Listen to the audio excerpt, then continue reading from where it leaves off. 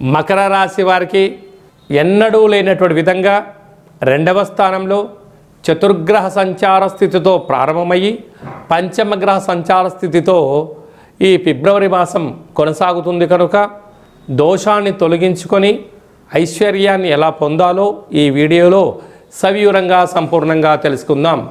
మకర రాశిలో ఏ ఏ నక్షత్రాలు వస్తాయి అనగా ఉత్తరాషాఢ నక్షత్రంలోని 2, 3, 4 పాదాలు, శ్రవణ నక్షత్రంలోని 4 పాదాలు, ధనిష్ఠ నక్షత్రంలోని 1, 2 పాదములు కలిపితే మకర రాశి.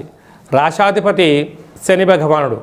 రాశిలోనే కుజుడు సంచారం చేయడం వలన, కుజదోష ప్రభావం కరడం వలన చిన్న చిన్న విషయాలకు కోపతాపాలు, ఆవేశాలు, నన్ను ఎవరు పట్టించుకోవట్లేదు, నాకు ఎవరు విలువ ఇవ్వట్లేదు, అంతా నాకు తెలుసు, నా గురించి ఎవరు గొప్పగా చెప్పట్లేదు, నాకు పొగడ్తలు కావాలి అని మీ మనసులో చాలా ఉంటుంది.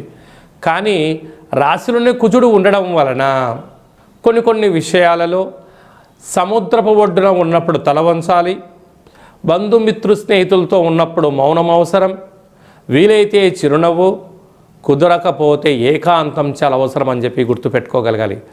ఆవేశానికి వెళ్ళారా మీరు ఉన్నతమైనటువంటి విలువలతో కూడుకున్నటువంటి జీవితాన్ని దిగదార్చుకునే పరిస్థితి చాలా అధికంగా ఉంటుందని చెప్పి కూడా గమనించగలగాలి.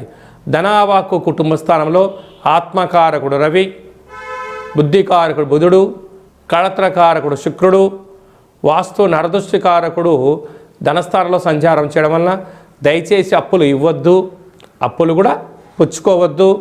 కనుక ఈ 17వ తారీఖున అమావాస్య మంగళవారం సందర్భంగా మీరు తప్పకుండా కూష్మాండ దీపము, కాలభైరవుడి యొక్క దర్శనము, రుద్రాభిషేకము చేయడం వలన రుణ సమస్యలు, ధనపరమైన ఇబ్బందులు, షేర్లు, క్రయ విక్రయాలలో ఉండబడిన ఆటంకాలన్నీ కూడా తొలగిపోయి మనశ్శాంతి, ఏకాగ్రత, సత్ప్రవర్తన వలన ఉన్నతమైనటువంటి జీవనాన్ని పొందడానికి మంచి సువర్ణపు కాలంగా భావించగలగాలి.